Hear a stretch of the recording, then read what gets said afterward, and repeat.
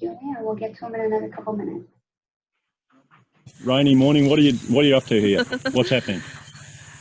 We're trying to put these durians back under control, so we're just tipping the ends on them, like pruning, tipping the ends on them.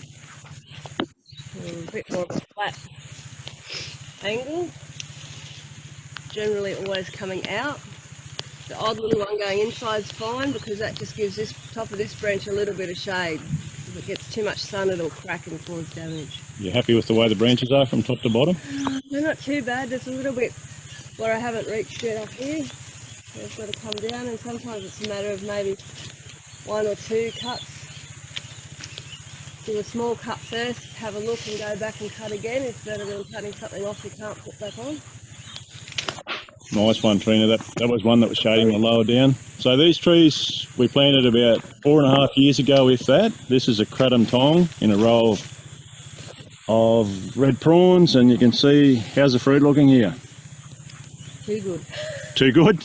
Too many fruit. You reckon we'll be able to prune? We have to thin some of them out, or what? So these are ground.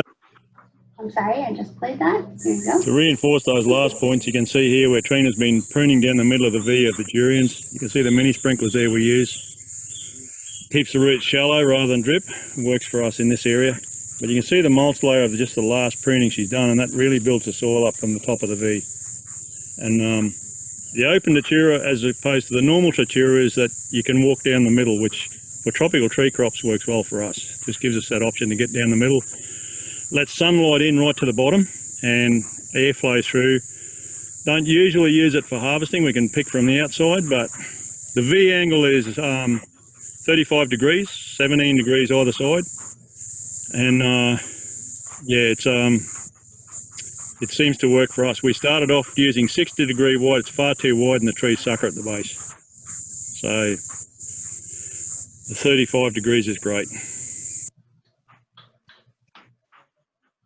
PK. So Trina, these are PK, a local selection, about 12 months old. What pruning structure have you done here to get the branches right shape? Okay, so at the moment we've gone with bringing the bottom branches up so they get more vigour, and leaving the top branches sort of a bit more flat. That helps the branches get longer, pull down and reach their designated area. So these ones here are probably not far off, dropping them down another level so that they come in here. So eventually they'll be horizontal? Yeah, eventually. We're just doing this to get the vigour through. But these aren't far off dropping down now, otherwise they'll get too stiff and they won't, and they'll snap along here, or they'll crack and sunburn along this area. Yep. This one here has come down and gone up, whereas it would have been better if it come up from below the wire. Yep. This branch is going down and it is quite thick, but I'm going to keep it because I do want to keep as much leaf in the bottom branches, even though they may not be agreeable to 3-to-1 ratios and things like that. So they photosynthesise and feed the tree? Yeah, it keeps the strength in the low branches and then start to take some of this smaller stuff off at the top. And the top leader's above the wire, that's pretty good. That's a good rudder up there? Yep. So. Pretty happy with that? Yeah, and we need to keep the rudders high. We learnt that on the previous row over there. They rot out if we don't keep those rudders quite high. So we've really got to keep them up there. Keep them above the wire a bit. Yeah, a good. Yeah, you wouldn't go between below that mark there. Not below that. You'd actually keep it to be the one branch above that would be where I'd cut the rudder back. So when the rudder gets too high, that's the apical dominant point. Where would you cut it off, Trina? This one, next cut, to keep it within reason. Cut would be, you can see where the previous cut was. Yeah. It'd actually be above it, on that little snip above it. You'd leave that little side branch above that, and I'd slow these ones down by taking them out like that. Are you tipping or? I'm still leaving a bit of leaf at the moment, or that actually it's got a leaf there, so they should go back to the leave the feeder leaf there, yeah. Because take them out like that. It's feeding the tree. It's just previously when we've done it, we've cut it a lot lower, and I've found on this first row we did, it's actually causing it to rot down into the tree, further down the trunk in the tree, so we're losing top branches.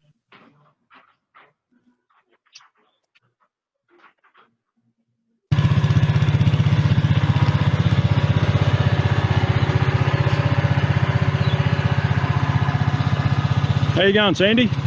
Hi. What are you up to here? Training the trellis. I've actually gone along and pruned all the bottom of the trellis down there down to Mahalo. So you've done all the low stuff you could reach first. Now you're doing the high stuff, the tops of the trees. Now when I do the top stuff, I've got to be able to not take too much off because of the sun, because everything will get burned. But I also need to let a lot of light through, because if we don't get a lot of light through the trellis, the bottom dies off. So that's the whole aim, is to try and get that right. Cut back a lot of the light. So you're thinning the top at the moment, and, Yes. and you're watching for sunburn on the branches so you don't take too much off, because it's middle of summer. And also fruit set. I'm looking for fruit because I'm trying not to cut off the new fruit buds. Yeah. So, And Sandy, do you like pruning or what? love pruning. That's good. It's not a bad job, eh? On trellis at least, anyway, because you can see what you're doing, and it's even though you've got pretty long rows, you've done a great job here, Sandy.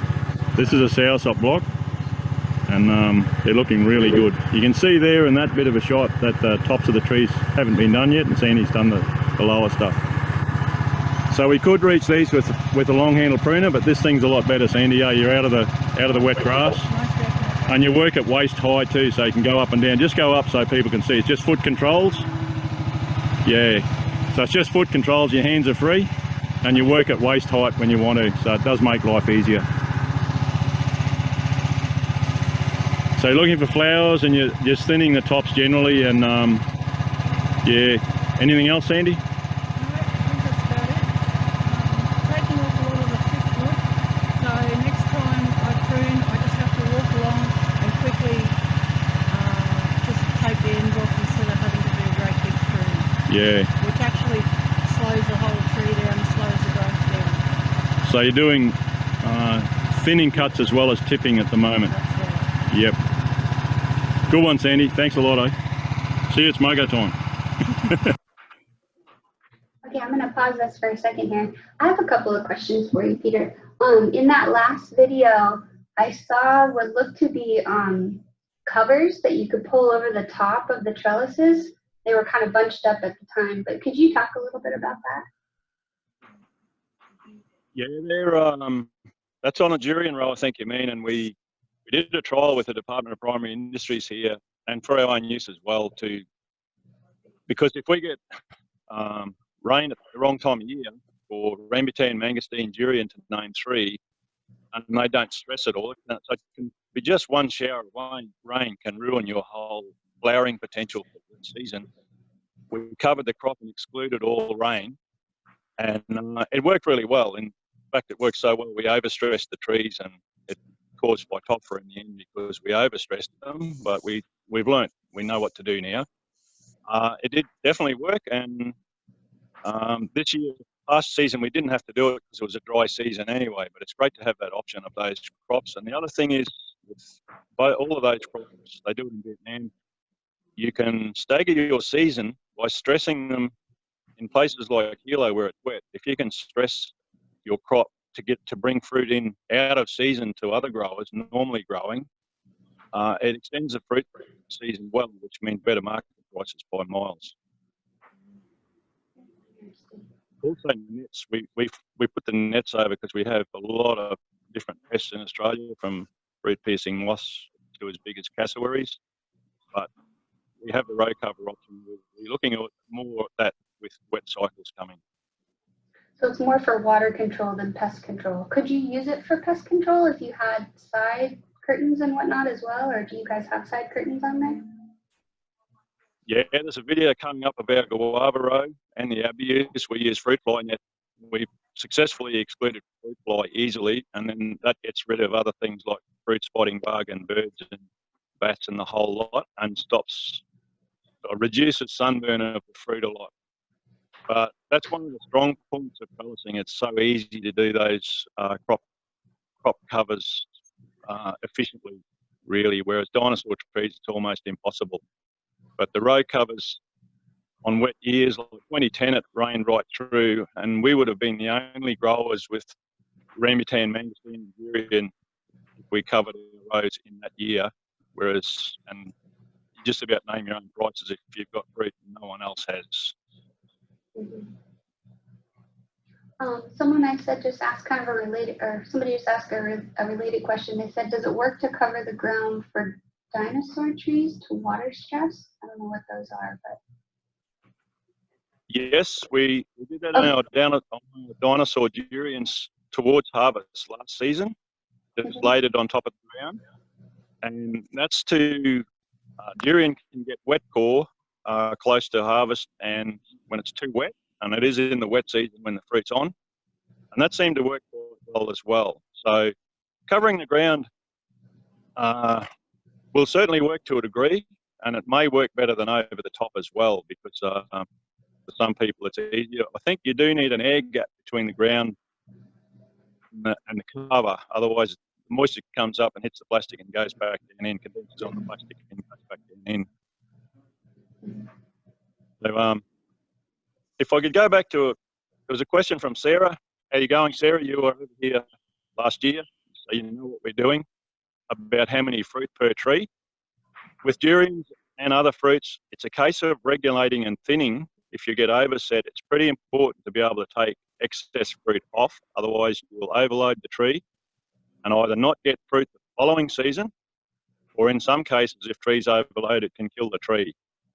So we're still working through how many fruits, particularly durian, because they're such a nutrient-dense fruit, to take off. And it's, as you would imagine, it's hard to take durians off when they're on a tree. But yeah, it's and also we can regulate fruit size by thinning the fruit pretty easily because it's accessible. Things like apple and other fruit, we can encourage bigger or better fruit, or sometimes smaller fruit like soursop. We may have to leave more fruit on so we don't have fruit too big.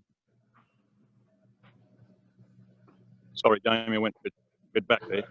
Oh, no, that's good. Go for it. If you can actually see the questions, feel free to answer them as you like. I wasn't sure if you could see them or not. There's one other one from Yumi before. How you going, Yumi? Good to see you, mate. Well, not see you, but know you're there. How do we manage soil health? You can't have too much mulch, really. We have a mulch. You might have seen on Facebook and Instagram. We've got a mulch spreader, and we're harvesting our own mulch now, so we can get it from other paddocks and put it on the orchard. Also, all our prunings go in. We spray microbes from natural microbes from the rainforest here, and we're not organic growers, but we do a heck of a lot of organic principles and see the benefits of it. So soil life is a key thing to good fruit tree growing and good production, without any doubt. It's really, and mulch sort of saves moisture. It's been a game changer for us to a large degree, especially this past season, which was very, very dry here. It saved us a lot of moisture, and we've got a phenomenal crop of everything on at the moment, so it carried us through.